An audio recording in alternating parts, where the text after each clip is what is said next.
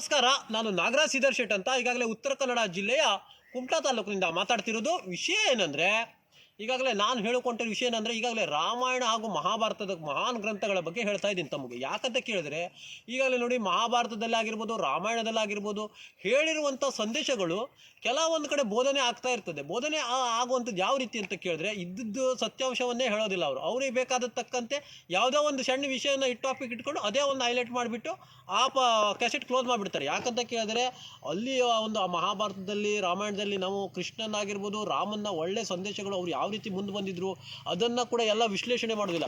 ಅವರಿಗೆ ಅನುಕೂಲಕ್ಕೆ ತಕ್ಕಂತೆ ಈ ರಾಮಾಯಣ ಮಹಾಭಾರತಗಳು ಅವರ ಒಂದು ಸಂದೇಶವನ್ನು, ವಾಲ್ಮೀಕಿ ರಾಮಾಯಣವನ್ನು ಯಾರೂ ಹೇಳೋದೇ ಇಲ್ಲ. ಯಾಕಂದರೆ ನಾವೆಲ್ಲ ಭಾಳ ಕಡೆ ನಾನು ಪ್ರವಚನ ಕೇಳೋಕೆ ಹೋಗಿದ್ದೇನೆ, ಭಾಳ ಕಡೆ ಇದು. ಅವ್ರಿಗೆ ಏನಾಗ್ತದೆ, ಶಾರ್ಟ್, ಅವ್ರಿಗೆ ಎಷ್ಟೇ ಬೇಕು ಒಂದು ಶಾರ್ಟ್ ಮೊಬೈಲ್, ಅವ್ರಿಗೆ ಅನುಕೂಲಕ್ಕೆ ತಕ್ಕಂತೆ ಅವರಷ್ಟೇ ರಾಮಾಯಣ ಮಾಡಿ ಮುಂದೆ ಮೂವಿಂಗೇ ಮಾಡೋದಿಲ್ಲ.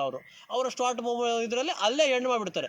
ಅಲ್ಲಿಯ ಸತ್ಯಾಂಶಗಳು ಯಾರಿಗೂ ಕೂಡ ಹೇಳೋದಿಲ್ಲ. ಸತ್ಯಾಂಶಗಳು ರಾಮಾಯಣ ಮತ್ತು ಮಹಾಭಾರತದಲ್ಲಿ ಇರುವಂತಹ ಸತ್ಯಾಂಶಗಳು ಹೇಳಿದ್ರೆ ನಮ್ಮ ದೇಶ ಒಂದು ಸುಭದ್ರ ಸ್ಥಿತಿಯಲ್ಲಿ ಒಂದು ಬರ್ತದೆ. ಮತ್ತೇನಂತ ಕೇಳಿದ್ರೆ, ಅಲ್ಲಿಯ ಜೀವನದ ನಡೆಯುವಂಥ ಸರ್ವ ಸಾರಾಂಶವನ್ನು ಕೂಡ 2 ಗ್ರಂಥಗಳಿದೆ. ಅದು ಮಹಾನ್ ಗ್ರಂಥಗಳು ವಿಶ್ವವ್ಯಾಪ್ತಿಯಲ್ಲಿ.